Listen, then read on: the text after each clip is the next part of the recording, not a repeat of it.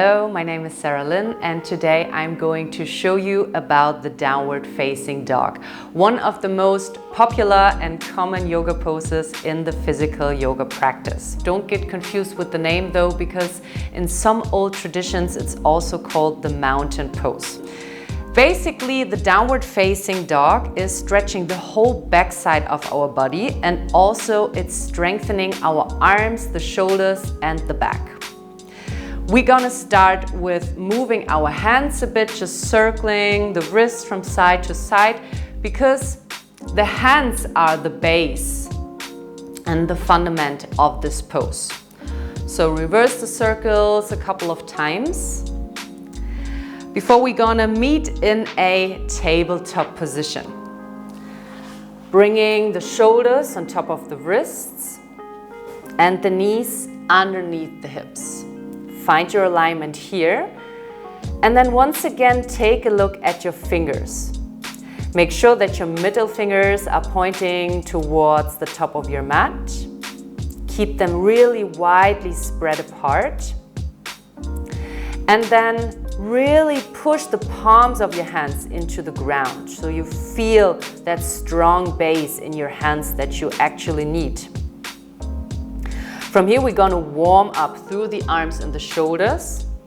So while pressing into the palms of your hands, bend your elbows slightly to the sides of your mat.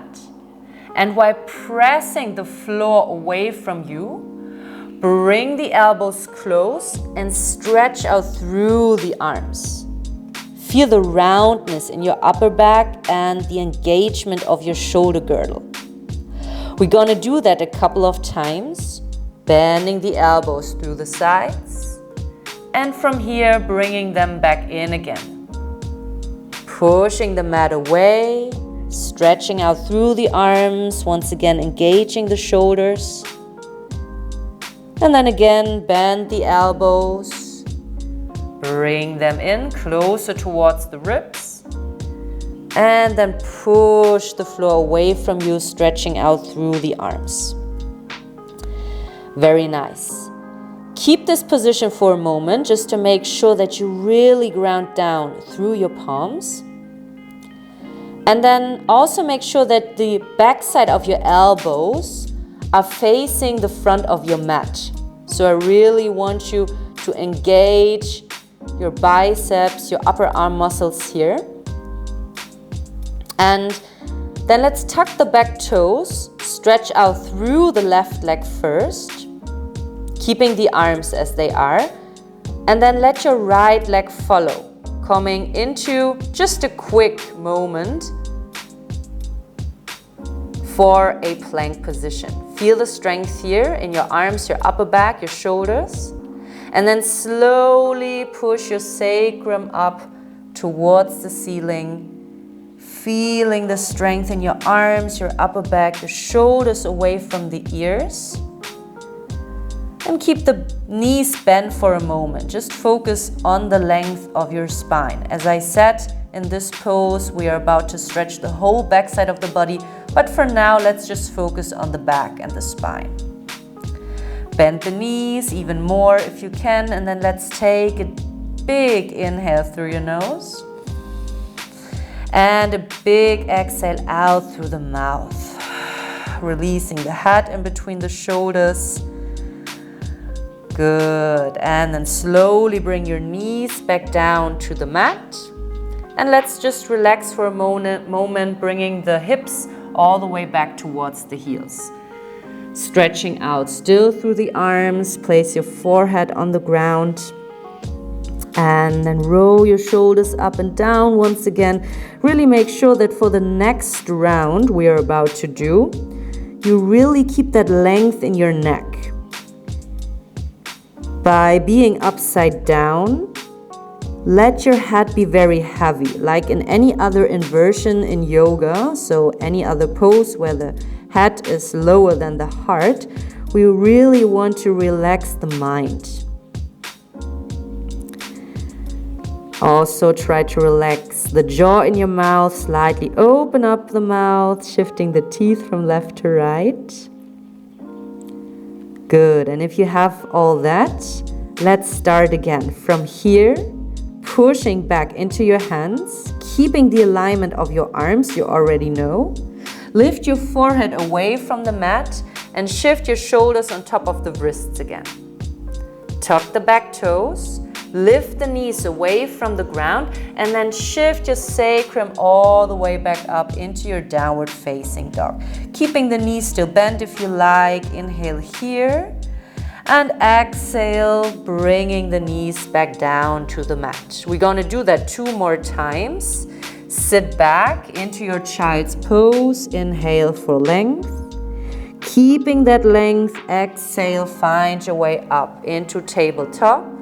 Tuck your back toes, push in your hands, lift the knees away, and find your way into the nice stretch along the spine. Inhale. Exhale. 1 more round like this. Bring your knees down. Sit back towards the heels. Inhale for length in your child's pose. Shoulders away from the ears. Exhale. Find your way back up. Tabletop. Tuck your toes.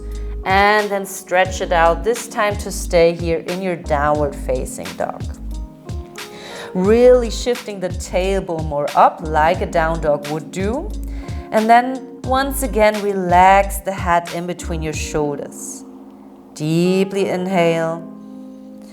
And exhale. Slowly to begin stretching out through the legs as well. Even if your heels are not touching the ground yet, feel how the whole back side of your body is getting back into its full length. Good. Bringing the knees back down to the mat. Very nice. Find your way into seated. And let's just shake off the hands for a moment, relaxing the wrists. If you have 2 yoga blocks available, this could be a good option to really root down through your heels if you're not there yet. Otherwise, just continue practicing, because after a while, your muscles will for sure get longer. So if you have 2 yoga blocks, you can place them now, maybe a bit wider than before. You can place your hands. This time you don't have to put too much attention into the alignment of your fingers. Just make sure that you really push the blocks into the mat so you have a good stability, a good foundation again. And then once again, remember to bring the back side of your elbows a bit more to the front of your mat. Tuck your back toes once again. Lift the heels away from the mat and then slowly stretch it back, coming into a downward facing dog, using the support of your blocks to really sink deeper into the heels and feel the stretch along your hamstrings. Once again, relax the head in between your shoulders, keeping the neck nice and long. 1 more big inhale, feeling the length all the way up towards your tailbone. Exhale all the way back towards your heels.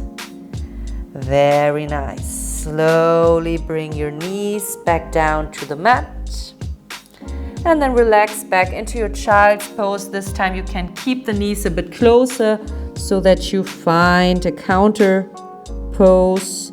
Relaxing the upper back muscles, the spot in between your shoulder blades. Keep your shoulders on top of your knees. Relax your head. Don't overthink. After a while, also this pose will get easier and you will find the whole benefit of your downward facing dog. Slowly roll yourself up, back into seated. Roll your shoulders up and down a couple of times. And then I wish you a lot of fun practicing your downward facing dog and hope to meet you very soon back here on the mat.